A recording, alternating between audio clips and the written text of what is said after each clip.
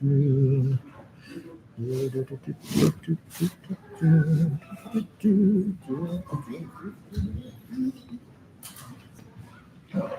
raise your hand if you need on the worksheets here. Although we kind of just have a kind of discussion-based questions, so if you just want to use it to make some notes, hopefully you've already taken home and filled it out and ready to discuss. But tonight we've got our last three minor prophets. So if you want to take your Bibles and turn over towards the book of Haggai, short little book, but only 2 chapters. It's you found Zechariah, gone too far, hang a left, go back. I have a kind of a rough draft drawing, colored for you up here if you want it. When I copied it cut. I also labeled them, and it kind of cut off the 6 over on this side. But these are labeled, and so you can find your place in the minor prophets from there. The friend of mine that I mentioned is doing kind of a better, probably more polished coloring of the entire sheet. I trust that she'll get her done, and we'll turn that one into like the poster for the classes and such. But this is just something so that you'll have it immediately. There's some up here. If there needs to be more printed or whatnot, you can come talk to me, and we can do that too. But without further ado, let's say a prayer, and then we'll dive right into our last class on the minor prophets. Who will please bow your heads.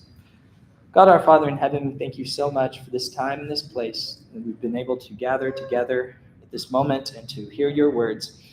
Lord, help us to hear your truth. Help us to walk in your ways and unite our hearts to fear your name. It's your Son's name we pray. Amen. Okay, so however, to begin, for review, everything revolves around what? Nice. So we haven't done the review in just a little bit. Y'all dropped off on me.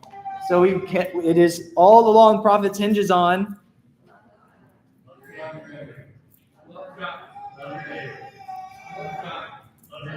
All right, I was okay. I got a solid 7 out of 10 for that one. And since this is the last class, what is a prophet?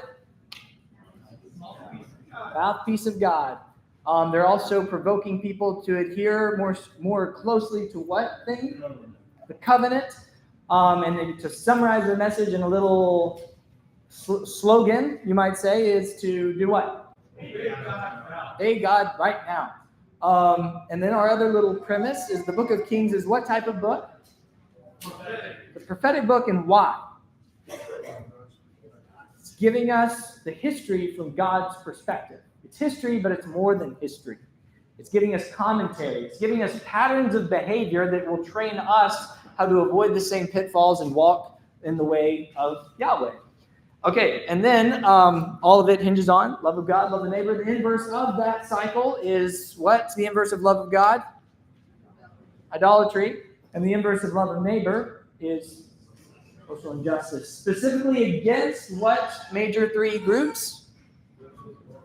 The kind of, a little triad, widows, orphans, and the sojourner, the foreigner, the alien, immigrant, refugee, all of the ones. And the reason that those are so critical to reflecting like the status of a society is because what does the immigrant lack? A home or a king. What does the orphan lack? Father and a mother. What does the widow lack? What? A husband. And all of them are missing a protector. They're missing a defender. They're powerless. They're marginalized. They are voiceless. And so therefore, God is the one who is the defender of the lowly, the one who he delights in lifting up those who are poor and needy and making them sit with crowned princes of his peoples. And he makes the barren woman to be a proud mother of children. That's Psalm 113. Go memorize that one. Write that one on your heart. That's a good one. Psalm 113. So that's kind of our central thing of the prophets that you see in the center of the whole drawing here. Our map of the entire kingdom, as we went through the time of the kings. Northern kingdom gets taken away by who? Syria. Goodbye, get out. And then the southern kingdom gets twice invaded by big bad Babylon. Whoosh, they're gone. And then eventually, all the rest, they're gone. Get out. Okay. Now, where we're at tonight that's unique with the 3 minor prophets we're looking at is they are the prophets, and I forgot to add this slide, but they're the prophets when they return from exile. So the king, does anybody know the king of Persia who sends them back? Yes? Yeah, Darius. And he sends them back because Persia kind of was a study of the other kingdoms that were before them. And they realized that, if we just subject them, we can kind of let them back, have their own culture, and then we just get money. So if we just kind of allow them to do their thing, it will, peace will just like kind of let them go back and rebuild their cities. They did this with many other kingdoms, but among them were the Israelites, the Judeans. So they go back, they begin to rebuild the temple, but this is post-exile. So these prophets are being spoken to a people that have just come back from a very dismal time. This is like not a happy time in Israel's history. They've come back to a city that had been razed to the ground. There's opposition on every side because people don't want another group just showing up and rebuilding a stronghold in the middle of where you've kind of gotten settled doing your thing for about 70 years, almost 2 generations. And so they receive a lot of opposition. But the main 2 guys, who's the kind of the main leader or governor right now, the king figure? What's his name? Zerubbabel. And then the high priest at this time is named Joshua. Yeah, those are kind of the 2 main figures that we see in these books at this time. But to begin, I forgot that okay, now you go. Yeah, okay. Oh, I did have a slide for. Well, I was ahead of the game and I totally forgot. Anyways, this is the time that Haggai, Zechariah, and Malachi are prophecy with the return and everything you read about in the books of Ezra and Nehemiah. Well, there you go. There it is. All right, so we've been taking each one of these prophets. We've been going through this little acronym, the Torah method of reading the text aloud, making observations, reflecting on it as a whole, making observations as you go through, reflecting on it as a whole, attaching it to other parts of the Bible to enlighten maybe these confusing parts, and then taking away the lessons and habituating these things that we can see in the wisdom and the patterns that are here. And so let's just begin here with Haggai, the text. What observations and the reflections over Haggai as a whole did y'all notice? All right, take it away. What do you see? Jackie, I didn't even finish my sentence, and you're like over here. Okay.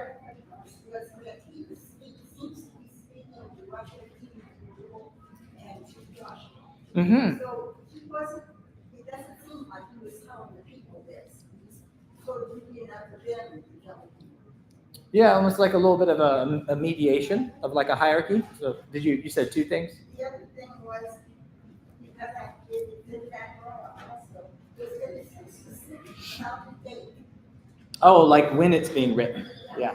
In so many things, we don't know specific dates, but he's clearly in particular are specific about the dates and this occurred. Yeah, that's an interesting note. I hadn't thought about that, but that really picks up in the post-exile books. You see the same thing in Ezra and Nehemiah, in the post-exile things, and also in the book of, is it in the book of Daniel? Does he have timestamps? Drawing a blank right now.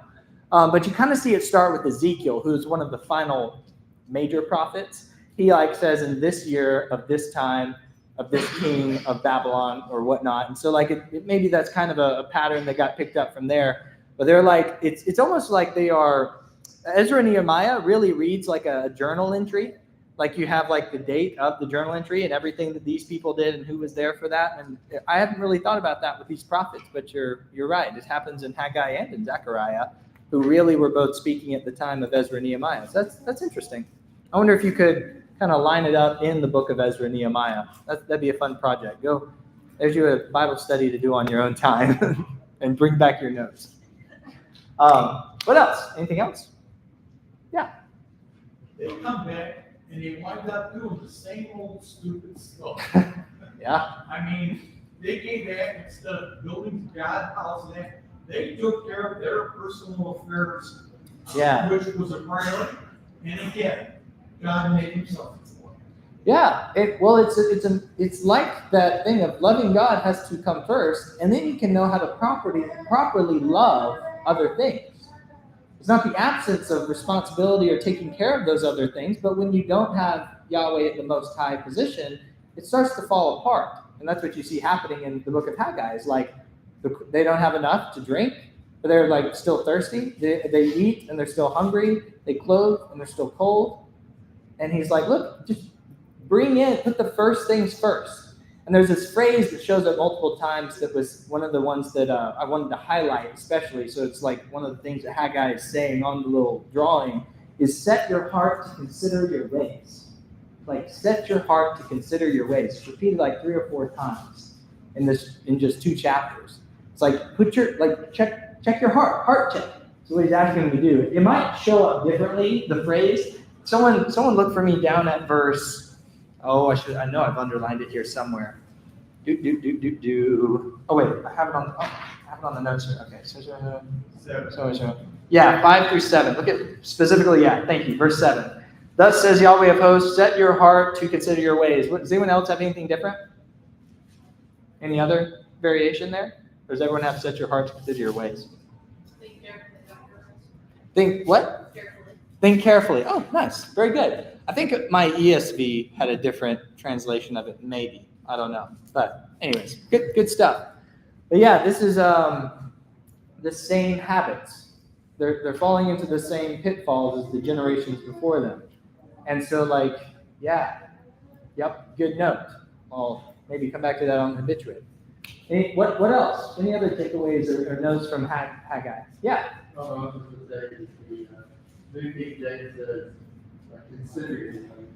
thank you. Yeah. It's like that word consider is kind of linked into the idea of meditate. Like, fill up on how you're acting and see if it's right. It's like, check yourself. It's kind of what he's telling them to do here. So, yeah. Yes, ma'am. Ms. Teresa? Sorry, and then Chuck. It just reminded me of when my kids were little and their room would be a mess and I told them, let's go clean up your room. Yeah. And they would be crying and whining about it. And so finally you just say, hey, stop and come back and now look at your room. You tell me what needs to be done. So it's sort of like come back and look at it from the outside instead of just going doing your daily thing. Yeah, getting in that rut of just doing the same thing. It's like, hey, take a step back. Look at what you're doing. Take a look at how you're actually acting and what are you putting first in your heart? Yeah, good stuff. Chuck? Reading Haggai and thinking, man, I'm reading Nehemiah. Yeah. Because Nehemiah, it seemed like it has those 2 words, time to work, which Nehemiah wanted them to do. It's time to work. Let's get to work and let's get our priorities right before we're talking about they've been neglecting putting God first. Everything else will take care of itself. Mm-hmm. I just thought they just really go together well. Yeah, they do. It seems to be this heart problem of almost this restoration. Is it's like they get a little they're down right now. Like there are people who are feeling oppressed and depressed. I would say, it's like we thought that God had all of these promises laid up in store for us, and has He abandoned us? Like are we left behind? And so the hope themes really start to spark in these last 3 prophets. But yeah. It very much matches the time and the space of what's going on with Ezra and Nehemiah and what they have to battle with. I mean, Nehemiah is basically like pulling out his hair by the end of the book, the poor guy. How he felt when he heard the news. Yeah. Justin. These are more prose than they are poetry. Like most of them don't, with the exception of but most of them look up to now or very Oh, yeah. These seem much more prose, much more conversational. Mm-hmm. Almost I hadn't. you learned Yeah. lesson yet, like Yeah. I'm speaking very plain to you now. Like I'm not speaking in figure anymore. It's just I gotta think about that. Yeah. That's really interesting. It does enter into more of a. It still has imagery and stuff, but we'll see in Zechariah the first 6 chapters are pretty wackadoo. But like it is a lot more like direct and conversational, especially Haggai and Malachi. They really have it really is almost like a dialogue like we saw in Habakkuk. I gotta think about that a little more. That's interesting. A little bit of narrative, you get a little bit of prose, and mostly poetry throughout the whole 12. You get all of it, the whole little expanse of biblical communication. Yeah. He said, basically, at the end of the book, you are an unclean people. And you expect God to do something for you if you don't become sanctified and clean yourself. Mm-hmm. Yeah. Then why should I bother? Yeah, that keeps coming up, especially in Malachi. Yeah, all the way to the end. Let's were there passages that link to other stories or remind you of anything, and then also what's our concluding takeaways from Haggai? Real relatively quickly. I'm already 1 minute on my time where I was trying to move on to the next one. Yes, Jackie. Focusing on this, God always has to come first. Mm-hmm. There's no other way to do it. This is how they think it probably. That's how most people pray. Yeah. Mm-hmm. And what people maybe miss is that it's not to the absence. What you were saying. Sorry, I keep forgetting to repeat the question. You were saying that the necessity of putting God in the first place spot. It's not to the absence of loving other things, but it's that you truly can rightly love other things when you put God in the first place. Is He teaches you how to truly love by giving up everything to Him, and then you actually find that you receive it back. And you can actually love things rightly. Because if I make a person or a job or relationship or status or image the highest thing, it'll destroy me and everyone around me. But when I make him the most high thing in my heart, everything else filters into place. So yeah, very good. But what else? Any other secrets? Following on with earlier about thank God first. I mean, I think 20, 30 times in there is thus says the Lord or listen. I mean, it's what God says, is what God says, is what God says, and they're going to have to listen to that. And it's the same way today. People make God first. You're not going to be like, well, this is what I think I should do about this. This is going to be, well, let me see what God says about this person, and follow. But just, I mean, if you just look at Lord's name there. I mean, it's in there 30 times probably. That says Lord. So just over and over and over. To listen to what He has to say, or this is coming. And I don't know, just then it goes to, that's how you put God first, is listening to Him. Yeah, I think it actually depends on how you count them. There's 12 on one half of the book and 12 on the other half of the book. And the center of it is actually the quotation that the Hebrew writer quotes. But yeah, it's that based around repetition. Over and over. That says the Lord, the mouthpieces of God. Let's press on. Let's keep going into Zechariah. Turn the page. So the image or idea from Zechariah is this idea of the first day, which comes at the very end of the book, which is in that vein of the Day of the Lord theme. But it's really neat in Zechariah 14 because he says it's going to be a new first day is how Zechariah describes this Day of the Lord. And it says, in an evening time, and it just repeats the phrase from Genesis 1 verse 3, there will be light, or let there be light. So it's like God's going to create anew. It's in a hopeful looking forward type of picture. But it's like there's a new day dawning, a new day that's coming. And that day when God creates light, again, it kind of echoes, and I'll just go ahead and give you the punchline. It's echoed by Zechariah, the father of John the Baptist, when he talks about how the sunrise will visit us from on high, referring to Jesus. He calls Jesus the sunrise of God, which is a super amazing image. And it's like that new day that dawns is in the Messiah Jesus. And ultimately, that ultimate day where God creates everything anew is what they keep emphasizing in every single gospel on the first day, day one, first day, when it was still dark, early in the morning, they came to the tomb and it was empty. And so that's, anyways, a little bit of Zechariah there. But now, in terms of observations and reflections, let's hear it from y'all. What did y'all see? I mean, this book, it's strange. If you've got some questions, understandable. No promises about answers from me. But it's got some weird imagery in here. What did y'all see as a whole? What did you see going through? What you got? Yeah. I like the imagery of the 7 lampstands, the lampstands. The 7 branches, yes. And Revelation. I mean, it's all over the place in the Bible. Mhm. It's also the symbol of the menorah, which is the Jewish people. Mhm. And finally, the light's going to return, which is good news if they follow and obey God. Yeah. And it's super neat. I had y'all draw that one. I didn't have time to on one of the worksheets earlier, and I didn't have time to see y'all's drawings on it if you actually did that or not. But the picture is of 7 branched lamps, and then the lamps that stand on those 7 branches have 7 spouts each. So it's a 7 times 7 source of light that's powered. It's connected to olive trees.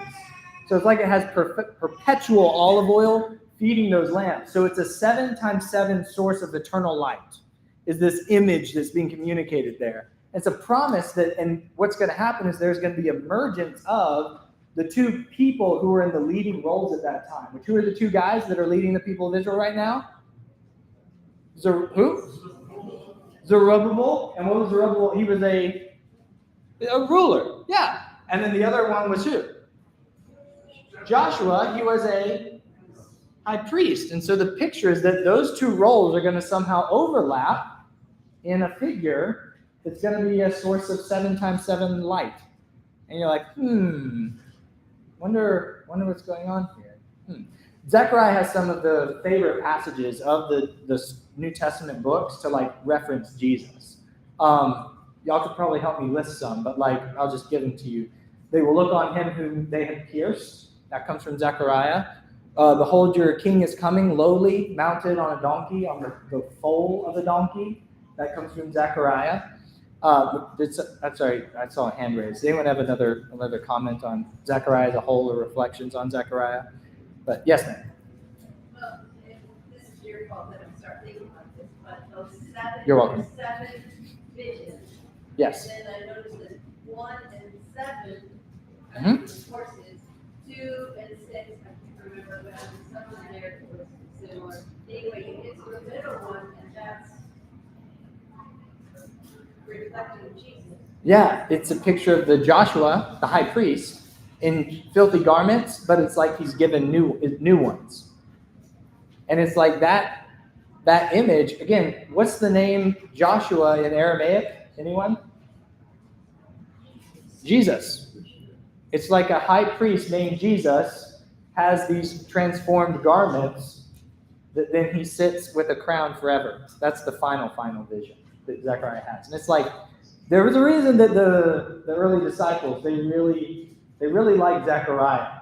They're still kind of, I'll just be honest with y'all, there's still a whole picture of the book. It's kind of seems really random to me. I'm sure probably a lot of us have felt with these prophets as a whole at times. But there's some really amazing things being communicated here.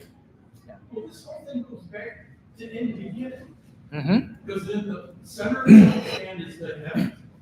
And it's no different than the mountain of God at the top. Mm-hmm. Same thing with Jesus in the New Testament. It goes all the way back to Genesis. Mm-hmm. The Mount Sinai, the peak, it's God at the top, and it covers everything. Mm-hmm. What's central. And that kind of goes right back to our thing that we've seen throughout all the prophets, and especially in these latter, or in Haggai, but God has to be central. He has to be central and at the highest place. And so if you take that as a geometric structure, what is central and at the highest place? It's like a mountaintop. What is your central and highest point is the top of the mountain. What have you placed at the pedestal, we might say as well. But yeah, good point. And it's hard to communicate that but they do it in beautifully poetic ways through imagery and repetitions, through these structures inside the text that Miss Teresa was just pointing out. But it's quite lovely. You just got to sit with it a little bit. You just got to sit and think about it, and maybe read it, 7 times or something like that. But follow up. I was reading through this and got stuck on chapter 9. Oh, okay. And because of Reagan. Fair enough. About Tyre, and how Tyre will in the future, says the Lord will strip her of her possessions and strike down from Ezekiel, we read, years or so later, or before, that Tyre was destroyed and would not come back. So now, 200 years later, Tyre is going to be destroyed. But it may be stopping and what I found was some say that it was because Tyre was also part of Tyre was an island that was not destroyed by Nebuchadnezzar. And so now Alexander would come in later. Yeah. Like that. I don't know. I don't have a good answer, but I have gone down that rabbit hole before, and we don't have time. but it sounds like you did a lot of research on your own as well. But yeah, that's a thing. That's a whole thing that we just don't have time for. But thank you for bringing it up, and I'm glad that you spent some time with it. Anything else? Well, actually, I mean, not anything else. Stop it. No more anything else. Let's link this to other parts of the Bible that enlightened it, or what are the final takeaways? What do we got? Oh, good. Sorry. Okay, here we go. Yes. Correct me if I'm wrong, but I believe Zechariah is where the Jews, at least part of where the Jews in the first century would hold their belief that Christ was to be like a literal, physical king when he was on earth and was supposed to drive Rome out of the land. There's a number of places. Zechariah definitely would have been one of them. Yeah, for sure. But because it talks about how in that day Yahweh will be king forever, and so there's places as well that's like Psalm 2 or Psalm 110 that are much older than Zechariah that they would have also used, or 2 Samuel 7 where God promised that one of David's sons will reign on his throne forever. But like those are all like predecessors that then build up to the things that then through God's imagery and Zechariah's mind being raised on these scriptures writes down and has these visions as well that then also enters into that vein of thought. And then it gets transfigured and fulfilled by Jesus. But that would have been, it would have been a seedbed for a lot of that thought as well. Yeah. I saw your hand up. Did I? Yeah, Jackie.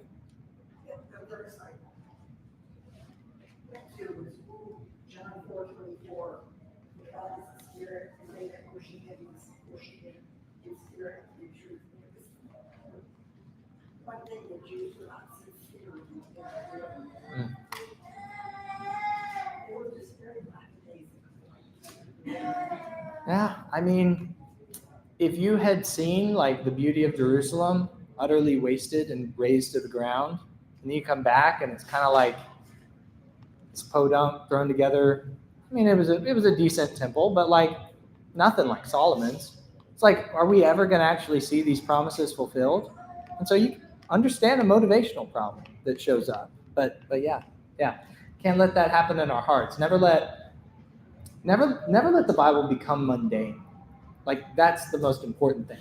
And guess what? I'm just going on a little tangent here, and then you're next. You're on cue. You're first in the queue. If we want to take away from this, is throughout the Bible as a whole, and I'm a young fellow, and I often hear like you got to be careful when you're young about falling away. Throughout the Bible, most often the pattern is the later in the story someone is, the more likely they are to fall away.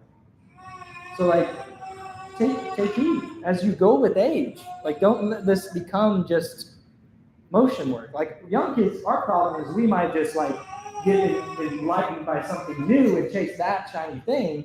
But the problem with older age is that it just becomes the same old rhythms and it becomes lack of motivation. So just,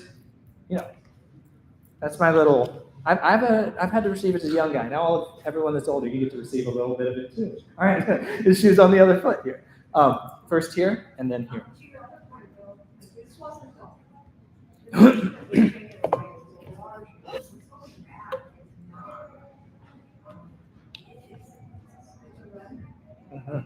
Mm-hmm.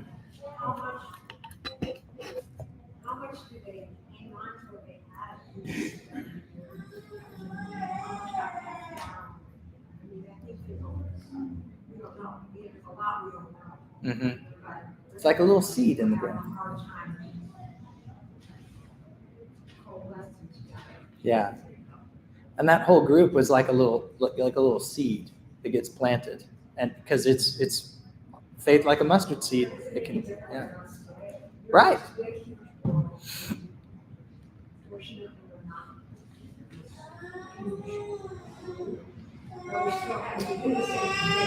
Yeah. Yeah. Yeah, exactly. Right on. I know we were talking about 7 because what's really interesting is in chapter 9 it talks about Simon the Angel, and it's mentioned in 7 different places. Oh, really? Thank you. I'll add it to the files. Yeah. Okay, let's close it out with Malachi here.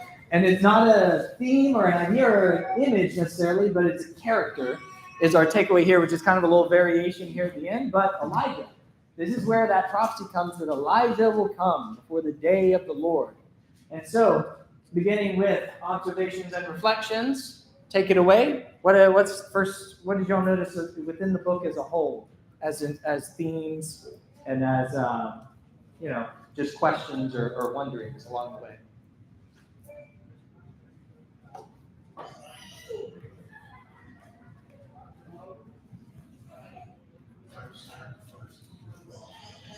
Say what now? The type of sacrifices they're offering. What about?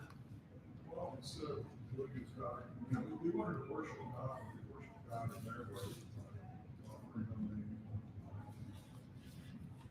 Yeah. Again, it's kind of that same pattern of what's going on in the heart of the people at this time, of little bit sad, little bit lazy, little bit unmotivated because of the state of what they look around and see. And so again, their sacrifices also match it. Oh, what? Oh, priority, yeah. Mm-hmm.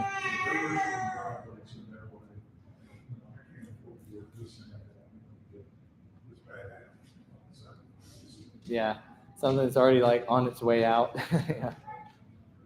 Well, and it's interesting that Malachi and those themes of wanting to worship God on their own terms ends the Old Testament. Because if we go into the New Testament, we see this attitude then develop into when Jesus is with them. You can see here, they're missing the point of the law and of serving God, which the point of the law was to point to Jesus. Mm-hmm. And they're going through the motions for the sake of the law, and they miss the whole point. They miss the love for others that they're supposed to have, the love for God that they're supposed to have. Yeah. And we see this attitude only grow in prevalence from here to when we're dropping into the mountains. Yeah. And then the way that Christ becomes that, like the sunrise, the new day that dawns, that theme's also picked up here too, that then like points us straight to him. Because the last, in chapter 4, it talks about how the sun of righteousness will rise with healing in its wings. Think of like, if you ever seen a sunrise or sunset, there was a really good sunset last night. I forgot to put a picture of it on the screen, but like you could see the beams stretching across the sky. That's the wings of the light that are stretching forth from the sun. And then the other image, and I have an example of it on the screen that I'm excited to show y'all, but that you will go forth like calves leaping from the stalls. It's like, that's such an interesting, I don't know, that one's just always got me. I almost thought about making leaping calves, like the image to take away from Malachi, but I have a little video of it on here. I don't know if it's going to come through, audio, but there's like a little British guy that's got a little commentary and talks about it wonderful, isn't it? But anyway, if he starts talking, just ignore it. But I think it should. Yeah. Yes. Will it play? Yes. Okay. Awesome. It's playing. I'm just happy it's working. So he's letting out the calves for the first time after all winter. They've been locked up. These are calves, and maybe some of them were even born locked up, and now they're free. Like they're like touching grass for the first time, and then I mean, just look at the guy. Look at him go. Isn't it great? You get so much good. They all like. I mean, they look like you let kids out to go play on the playground or something on field day. It's I don't know. It just makes me laugh every time. I'm like, look at him. These little guys. It's only like a minute long, but it just. I don't know. It's just pure joy in the animal kingdom here. And I mean, look at it. They go out there like racehorses. Like they do like heel kick. It's just so wholesome. And they're all just running around together. And God's message to a depressed and downtrodden people. You're going to be like that. Is what you're going to be like. Yeah. Chuck in the front. Of course, help me up here. Malachi, what, 100 years later? Before Christ? Before Christ? What? No, after Haggai. After Haggai? Don't really know. Don't have a great timeline. If I have a chart that I was gifted, but it's like it depends. Yeah, like some scholars put that again. I'm thinking about what was written earlier, right? Yeah. Your attitude. Here's 100 years later, And coming back to your comment earlier, you think about young people, but it's usually later on.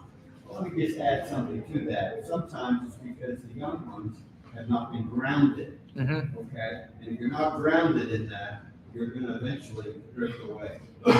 And so I guess There's dangers on all sides, both sides. Yeah. you need Yeah. to constantly grow. Yeah. And they had lost that. Yeah. In chapter 3, the third verse, I think it's one of the most important things. How do you get to correct what's going on there? You have to purify the Levite, the priests. You've got to start at the top, because they're the ones that are teaching and preaching. And if they're not following the rules and regulations, something needs to be done, because they're corrupting everybody else. Mm-hmm. Yeah. It's like the spring of water that was talked about in the book of Joel. It's going to flow out of the temple of God. It's looking forward to the day where God's going to make his words like fresh water that flow out and become a purified source of quenching of thirst, and the way that someone can drink from, they will never have to drink again, as Jesus says to the woman at the well. And so, it's got to start from the top. And so we're going to get a source, a head, you might say, that's going to be a purifying source that everything's going to flow from. And that's going to be a crucified man who's pierced in the side, and blood and water flow out. The water that purifies and the blood that purifies. Water that quenches and the blood that we drink that cleanses. So, yeah, great point. Yes, Miss Teresa. So is that 3, verse 3, is that speaking of John the Baptist? That's what I kind of put together is the messenger. He talks about, I'm going to send, he calls the priests his messengers in chapter 2 and verse 7. And then he promises that he's going to send his messenger. And then that messenger is an allusion to Isaiah chapter 40, which is then talked about of John the Baptist in Mark, in all the Gospels, actually. Matthew, Mark, Luke, and John connect the messenger to John the Baptist, who was a Levite, who then prepared the way, passed the torch to the new priesthood after the order of Melchizedek, and where the two offices blend together, priest and king. So there's a whole lot. That was a quick summary of what I thought about for about 3 hours this afternoon. But like there's a whole network of things that are being linked together. And just Isaiah 40, read Malachi, read the first 4 chapters of each gospel. Go forth. Sorry, we got like 2 minutes. All right, Jackie, and then I got to wrap it up, you guys. I was just going to reiterate what you said, that talking about John the Baptist. Mm-hmm. In all 4 Gospels, Yeah. only a few things that is repeated. In all 4 gospels, Isaiah 40 in connection to John the Baptist. Yep.